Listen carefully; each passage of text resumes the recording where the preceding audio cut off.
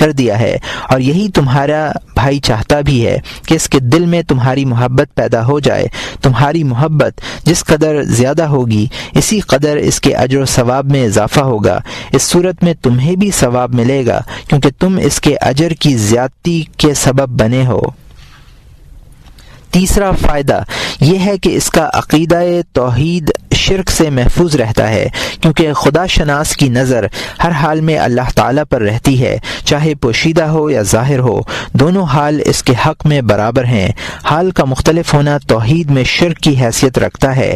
بعض اکابر کا قول ہے کہ ہمارے نزدیک اس شخص کی کوئی اہمیت نہیں تھی جو پوشیدہ لے کر دعائیں دیتا ہو اور علل اعلان لینے میں توہین محسوس کرتا ہو۔ مخلوق کی طرف التفات کرنا حال کے لیے نقصان دہ ہے، چاہے وہ مخلوق سامنے موجود ہو یا غائب ہو، بلکہ نظر ہر حال میں خدائے وحدہ لا شریک کی طرف رہنی چاہیے۔ روایت ہے کہ ایک بزرگ اپنے مریدین میں سے ایک کی طرف زیادہ مائل تھے، دوسرے مریدین کو یہ بات ناگوار گزرتی تھی۔ ایک دن بزرگ نے اس مرید کی وجہ ترجیح بیان کرنے کا ارادہ کیا، تمام مریدین کو ایک مرغی دی اور یہ کہا کہ ہر شخص اپنی مرغی کسی ایسی جگہ ذبح کر کے لائے جہاں اسے کوئی دیکھ نہ رہا ہو۔ ہر شخص گیا اور ذبح کر کے واپس آ گیا، لیکن وہ مرید مرغی سمیت واپس آیا اور عرض کیا کہ مجھے کوئی ایسی جگہ نہیں ملی جہاں کوئی موجود نہ ہو، اللہ ہر جگہ موجود ہے اور مجھے دیکھ رہا ہے۔ یہ جواب سن کر بزرگ نے اپنے دوسرے مریدین سے کہا کہ میں اسی وجہ سے اس شخص کو تم سب لوگوں پر ترجیح دیتا ہوں، یہ شخص اللہ کے علاوہ کسی طرف التفات نہیں کرتا۔ چوتھا فائدہ یہ ہے کہ اظہار سے شکر کی سنت ادا ہوتی ہے۔ قرآن کریم میں ہے وَأَمَّا بِنِعْمَةِ رَبِّكَ فَحَدِّثْ، پارہ نمبر 30، رکوع نمبر 18، آیت نمبر 11، اور اپنے رب کے انعامات کا تذکرہ کرتے رہیے۔ نعمتوں کا چھپانا خدا تعالیٰ کی ناشکری کے مترادف ہے، چنانچہ اللہ تعالیٰ نے ان لوگوں کی مذمت کی ہے جو اللہ تعالیٰ کی دی ہوئی نعمتوں کو چھپاتے ہیں اور ان کے اس عمل کو بخل قرار دیا ہے۔ الذین یبخلون ویأمرون الناس بالبخل ویکتمون ما آتاہم اللہ من فضلہ، پارہ نمبر 5، رکوع نمبر 3، آیت نمبر 37، جو کہ بخل کرتے ہیں اور دوسرے لوگوں کو بھی بخل کی تعلیم دیتے ہیں اور وہ اس چیز کو پوشیدہ رکھتے ہیں جو اللہ تعالیٰ نے انہیں دی ہے۔ حضور اکرم صلی اللہ علیہ وسلم کا ارشاد ہے اذا نعم اللہ علی عبد نعمت احب ان تری نعمت علیہ، اور یہ احمد کی حدیث ہے جس کو عمران ابن حسین نے روایت کیا ہے اور عمر بن شعیب عن ابی عن جدہ کی حدیث ہے۔ جب اللہ تعالیٰ کسی بندے کو کوئی نعمت عطا فرماتے ہیں تو یہ بھی چاہتے ہیں کہ وہ نعمت اس پر دیکھیں۔ کسی شخص نے ایک بزرگ کو کوئی چیز چھپا کر دینا چاہی، آپ نے اپنا ہاتھ اوپر کر لیا اور فرمایا کہ یہ دنیا کی چیز ہے، اسے ظاہر کر کے دینا افضل ہے، آخرت کے امور میں اخفاء افضل ہے۔ اس لیے بعض بزرگان دین فرماتے ہیں کہ جب تمہیں کوئی چیز مجمع میں دی جائے تو اسے لے لو اور تنہائی میں دی جائے تو اسے واپس کر دو۔ روایات سے ثابت ہوتا ہے کہ اس طرح کے معاملات میں شکریہ ادا کرنا پسندیدہ عمل ہے۔ حضرت صلی اللہ علیہ وسلم کا ارشاد ہے من لم یشکر الناس لم یشکر اللہ، اور یہ ترمذی کی حدیث ہے جس کو ابو سعید الخدری رضی اللہ تعالی عنہ نے روایت کیا ہے۔ جو شخص لوگوں کا شکر ادا نہیں کرے گا وہ اللہ کا شکر بھی نہیں ادا کرے گا۔ شکر مکافات یعنی بدلے کے قائم مقام ہے۔ حدیث شریف میں ہے من اسد الیکم فاثنوا علیہ بہ خیر او ادعوا له حتى تعلموا انکم قد کافأتموہ، جو شخص تم پر احسان کرے تم اس کا بدلہ چکا دو، اگر بدلہ نہ چکا سکو تو اس کی تعریف ہی کر دو، اس کے لیے دعائے خیر مانگو یہاں تک کہ تمہیں یقین ہو جائے کہ تم نے بدلہ چکا دیا۔ جب حضرت صلی اللہ علیہ وسلم نے مدینہ منورہ ہجرت فرمائی اور مدینہ کے مسلمانوں نے حضرت صلی اللہ علیہ وسلم اور صحابہ کرام کے ساتھ حسن سلوک کیا تو مہاجرین نے عرض کیا یا رسول اللہ، ان لوگوں یعنی انصار سے اچھے لوگ ہم نے نہیں دیکھے۔ جب ہم یہاں آئے تو انہوں نے اپنا تمام مال ہمیں دے دیا، یہاں تک کہ ہمیں خوف ہوا کہ کہیں تمام اجر و ثواب انہی لوگوں کو نہ مل جائے۔ حضرت صلی اللہ علیہ وسلم نے ارشاد فرمایا، کل ما شکرتم لہم او اثنیتم علیہم بہ فہو مکافات، اور یہ ترمذی کی حدیث ہے جس کو انس رضی اللہ تعالیٰ عنہ نے اور ابو داؤد اور نسائی نے مختصراً روایت کیا ہے۔ جو کچھ تم نے ان کا شکریہ ادا کیا اور جو کچھ تم نے حسن سلوک پر ان کی تعریف کی وہ بدلہ ہو گیا۔ اس تفصیل کے بعد جاننا چاہیے کہ یہ اختلاف مسئلے کا اختلاف نہیں ہے بلکہ حال کا اختلاف ہے۔ مطلب یہ ہے کہ ہم یقین کے ساتھ یہ حکم نہیں لگا سکتے کہ ہر حال میں اخفاء افضل ہے یا یہ کہ ہر حال میں اظہار افضل ہے، بلکہ یہ اختلاف نیتوں کے اختلاف سے پیدا ہوتا ہے، اور نیتوں کے اختلاف کا اختلاف احوال اور اشخاص کے اختلاف پر مبنی ہے۔ اس لیے مناسب یہ ہے کہ صاحب اخلاص مومن اپنے نفس کی نگرانی رکھے تاکہ دھوکہ نہ کھائے اور شیطان کے دام فریب میں نہ آئے۔ اگرچہ دونوں صورتوں میں فریب اور مکر کی گنجائش ہے، مگر اظہار کی بنسبت اخفاء میں شیطانی فریب کو زیادہ دخل ہے۔ انسان فطرتاً یہ بات پسند کرتا ہے کہ چھپا کر لے، کیونکہ اس میں عزت محفوظ رہتی ہے، لوگوں کی نگاہوں میں وقار بدستور باقی رہتا ہے، کوئی اسے مسکین نہیں سمجھتا، نہ اسے حقارت سے دیکھتا ہے، نہ دینے والے کو اس کا محسن اور منعم سمجھتا ہے۔ یہ ایک پوشیدہ مرض ہے جو نفس میں اپنا گھر بنائے ہوئے ہے۔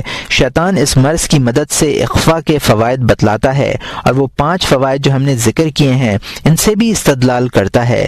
اس سلسلے میں ہم ایک معیار بیان کرتے ہیں، اور وہ یہ ہے کہ خفیہ طور پر صدقہ لینے والا اگر اظہار سے اتنی ہی تکلیف محسوس کرے جتنی تکلیف وہ اس وقت محسوس کرتا ہے جب اپنے جیسے کسی شخص کا حال ظاہر ہو جائے تب تو صحیح ہے، اس لیے کہ اگر پوشیدہ طور پر صدقہ لینے کا مقصد یہ تھا کہ لوگ دیکھ کر غیبت اور حسد میں مبتلا نہ ہوں، بدگمانی کا شکار نہ ہوں، عیب جوئی نہ کریں، یا یہ مقصد تھا کہ خفیہ لینے والے کو اس کی مزید ترغیب ہو، یا اس طرح علم کا وقار ضائع نہیں ہوگا، تو یہ تمام مقاصد نہ صرف اپنے معاملے میں ملحوظ رہنے چاہیے بلکہ اپنے دوسرے بھائی کے سلسلے میں بھی ان کی رعایت کرنی چاہیے۔ اگر اپنے حال کا ظاہر ہونا ناگوار ہو اور دوسرے بھائی کا حال کا اظہار ناگوار نہ ہو، یا اپنے اظہار سے زیادہ تکلیف محسوس ہوتی ہے اور اپنے بھائی کے اظہار سے زیادہ تکلیف نہ ہوتی ہو، تو پھر چھپا کر صدقہ لینا شیطانی فریب اور دھوکے سے خالی نہیں ہو سکتا، اس لیے کہ اگر علم کی تذلیل ممنوع ہے تو پھر اس میں کسی خاص شخص کی کیا تخصیص ہے؟ اس میں زید، عمر، بکر سب برابر ہیں۔ غیبت اس لیے ممنوع ہے کہ اس میں دوسرے کے عیوب بتلائے جاتے ہیں، پھر کیا وجہ ہے کہ زید کی غیبت جائز ہو اور بکر کی غیبت جائز نہ ہو؟ جو شخص یہ حقائق ذہن میں رکھے شیطان ایسے شخص سے ہار جاتا ہے۔ اگر یہ حقائق ذہن میں رہیں تو پھر یہ ہوتا ہے کہ عمل زیادہ کرے اور ثواب کم پائے۔ اظہار کی طرف طبیعت اس لیے مائل ہوتی ہے کہ اس طرح دینے والا خوش ہوتا ہے اور اسے زیادہ دینے پر تحریک ملتی ہے، اور لینے والے کی تعریف و توصیف سے یہ ثابت ہوتا ہے یہ شخص احسان کا شکریہ ادا کرتا ہے، اور اس احساس کے بعد دینے والے مسکین کا زیادہ سے زیادہ احترام کرتے ہیں اور اس کے حال کی جستجو میں دلچسپی لیتے ہیں۔ یہ بھی ایک ایسی بیماری ہے جو دل میں اپنا مسکن کیے ہوئے ہے، اور دینداروں پر شیطان کے دوسرے حربے تو بیکار ہو جاتے ہیں، البتہ وہ اپنی اس چال میں کامیاب ہو جاتا ہے۔ دل کے اس خبص کو سنت کے روپ میں پیش کرتا ہے اور یہ بتلاتا ہے کہ شکر ادا کرنا ایک مسنون عمل ہے اور چھپانا ریاکاری ہے۔ دل کے اس خبص کو سنت کے روپ میں پیش کرتا ہے اور یہ بتلاتا ہے کہ شکر ادا کرنا ایک مسنون عمل ہے اور چھپانا ریاکاری ہے۔ اس کے سامنے وہ فوائد پیش کرتا ہے جو ہم نے اظہار کے بحث میں بیان کیے ہیں۔ اس مرض کا معیار یہ ہے کہ دیکھ لے کہ اس کا نفس شکر کی طرف کیوں مائل ہے۔ اگر وہ اس صورت میں بھی شکر کی طرف مائل ہو جب مذکورہ فوائد حاصل نہ ہوتے ہوں، مثلا یہ کہ اس کے شکر کی خبر دینے والے کو نہ ہوتی ہو، نہ ان لوگوں کو ہوتی ہو جو دینے دلانے میں دلچسپی لیتے ہیں، یا وہ ایسے لوگ ہوں جو کھلے طور پر صدقہ دینے کو برا سمجھتے سمجھتے ہیں۔ اگر ان میں سے کوئی صورت ہو تب تو یقیناً اس کا مقصد اظہار نعمت اور ادائے شکر ہے، ورنہ شیطان کا فریب اور مغالطہ انگیزی ہے۔ پھر اگر لینے والے کو یہ معلوم ہو جائے کہ وہ لینے والا اظہار کی طرف شکر کی سنت ادا کرنے کے لیے مائل ہے تو دینے والے کا حق بھی ادا کرے، یعنی یہ دیکھے کہ اگر دینے والا ان لوگوں میں سے ہے جو ادائے شکر اور اظہار نعمت کے متمنی ہیں تو اس کا صدقہ ظاہر نہ کرے اور نہ اس کا شکریہ ادا کرے، کیونکہ اس کا حق ہی یہ ہے کہ ظلم پر اس کی مدد نہ کی جائے۔ طلب شکر ایک ظلم ہے، ظلم پر ظالم کی مدد کرنا صحیح نہیں ہے، اور اگر وہ شخص ان لوگوں میں سے ہے جو شکر پسند نہیں کرتے اور صدقات سے ان کا مقصد یہ نہیں ہو تاکہ تعریف و توصیف کی جائے، تو اس صورت میں دینے والے کا حق یہ ہے کہ اس کا شکریہ ادا کیا جائے اور صدقہ ظاہر کر دیا جائے۔ یہی وجہ ہے کہ حضرت صلی اللہ علیہ وسلم کے سامنے کچھ لوگوں نے ایک شخص کی تعریف کی تو آپ نے ارشاد فرمایا وَيَحَقَ قَطَعْتَ عَنَقَ صَاحِبَكَ وَاللَّهُ لَوْ سَمَعَهَا مَا أَفْلَحَ أَبَدًا، اور یہ بخاری و مسلم کی حدیث ہے جس کو ابو بکرہ رضی اللہ تعالیٰ عنہ نے روایت کیا ہے۔ کمبخت، تو نے اپنے ساتھی کی گردن مار دی، خدا کی قسم اگر اس نے یہ تعریف سن لی تو وہ فلاح یاب نہیں ہوگا۔ حالانکہ حضرت صلی اللہ علیہ وسلم لوگوں کی تعریف ان کے منہ پر کر دیا کرتے تھے، کیونکہ آپ کو یقین تھا کہ وہ لوگ اپنی تعریف سے غلط فہمی میں مبتلا نہیں ہوں گے بلکہ انہیں نیک عمل کرنے کی مزید توفیق حاصل ہوگی۔ آپ نے ایک شخص کے متعلق ارشاد فرمایا انہو سید اہل الویر، اور یہ ابن حبان اور طبرانی کی حدیث ہے جس کو قیس ابن قاسم نے روایت کیا ہے۔ یہ شخص جنگل والوں کا سردار ہے۔ ایک اور شخص کے بارے میں ارشاد فرمایا اذا جاءکم کریم قوم فکرموہ، اور جس کو یہ حدیث ابن ماجہ میں ابن عمر رضی اللہ تعالیٰ عنہ نے اور ابو داؤد نے مرسلن روایت کیا ہے اور حاکم نے بھی اس کو روایت کیا ہے، جب کسی قوم کا سردار تمہارے پاس آئے تو اس کی تعظیم کرو۔ ایک شخص کی گفتگو سنی تو ارشاد فرمایا ان من البیان السحر، اور یہ بخاری کی حدیث ہے جس کو ابن عمر رضی اللہ تعالیٰ عنہ نے روایت کیا ہے، بے شک بیان جادو بھی ہوتا ہے۔ ایک مرتبہ ارشاد فرمایا اذا علم احدکم من اخیہ خیرا فلیخبر فانہ یزداد رغبۃ فی الخیر، اور یہ دارقطنی فی العتل کی حدیث ہے جس کو ابو ہریرہ رضی اللہ تعالیٰ عنہ نے روایت کیا ہے۔ جب تم میں سے کسی کو اپنے بھائی کے بارے میں کوئی اچھی بات معلوم ہو تو اسے اطلاع کر دو، اس لیے کہ وہ یہ خبر سن کر خیر کی طرف اور زیادہ راغب ہوگا۔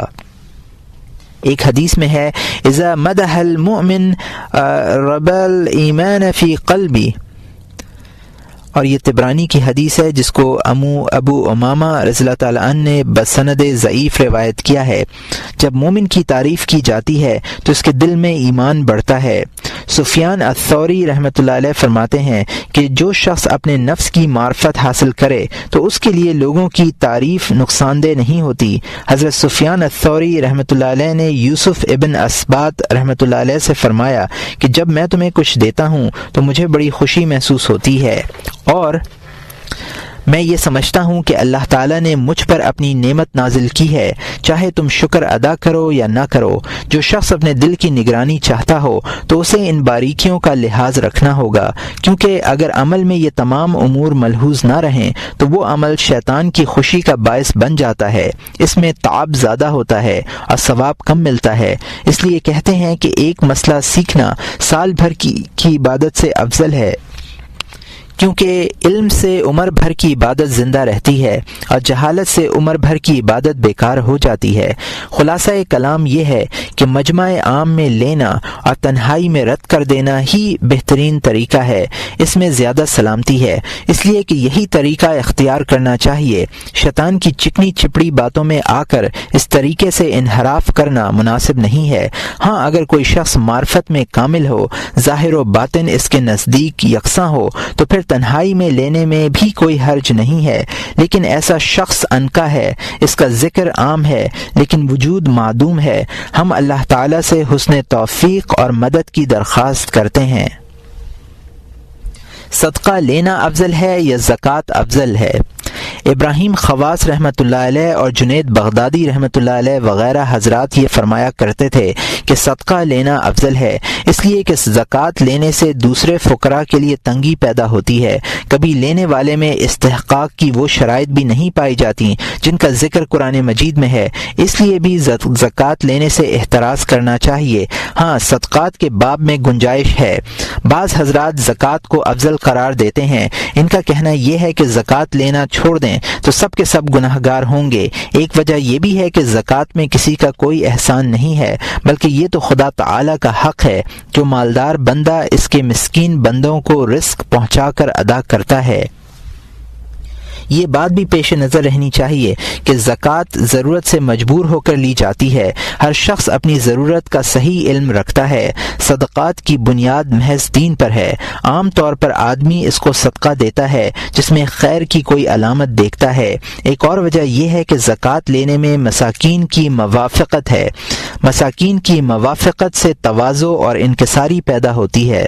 صدقہ تو ہدیے کے طور پر بھی لیا جاتا ہے، مگر زکوٰۃ میں لینے والے کی حاجات پیش نظر رہتی ہے اور اس کی مسکنت کا اظہار ہوتا ہے۔ یہ اختلاف بھی احوال و اشخاص کے اختلاف پر مبنی ہے۔ جس طرح کی حالت ہو اور جو نیت ہو اس پر اعتبار کیا جائے۔ اگر کوئی شخص زکوٰۃ لینے کے سلسلے میں اپنے استحقاق کو مشتبہ سمجھتا ہو تو اسے زکوٰۃ نہیں لینی چاہیے۔ ہاں، اگر اپنے استحقاق کا مکمل یقین ہو تو زکوٰۃ لینے میں کوئی حرج نہیں ہے۔ مثلا مقروض ہے، قرض کا روپیہ اس نے جائز و مستحسن کاموں میں خرچ کیا ہے اور ادائیگی کی کوئی صورت نہیں ہے، تو ایسے شخص کے لیے زکوٰۃ کی رقم لینے کی اجازت ہے۔ مستحق زکوٰۃ کو اگر زکوٰۃ اور صدقے میں اختیار دیا جائے تو اسے یہ دیکھنا چاہیے کہ مالک مال اس کے نہ لینے کی صورت میں بھی صدقہ دے گا یا نہیں۔ اگر یہ خیال ہے کہ اس کے نہ لینے کی صورت میں مالک مال کسی کو صدقہ نہیں دے گا تو صدقہ لے لینا چاہیے تاکہ واجب زکوٰۃ دے کر مستحقین تک پہنچ جائے۔ اس صورت میں خیر کی تکثیر ہے اور دوسرے مستحقین بھی اس خیر سے مستفید ہو جائیں گے۔ اور اگر ایسی کوئی صورت نہ ہو بلکہ مالک مال ہر حالت میں صدقہ دے گا تو اسے اختیار ہے کہ چاہے زکوٰۃ لے یا صدقہ، اگرچہ دونوں کا حال ایک ہے، مگر ہمارے خیال میں زکوٰۃ سے نفس کو مارنے میں اور انکساری پیدا کرنے میں زیادہ مدد ملتی ہے۔ کتاب الزکوٰۃ ختم ہوئی، اب کتاب الصوم شروع ہوتی ہے۔ والحمد للہ رب العالمین وصلی اللہ علی سیدنا محمد وعلی جمیع الانبیاء والمرسلین۔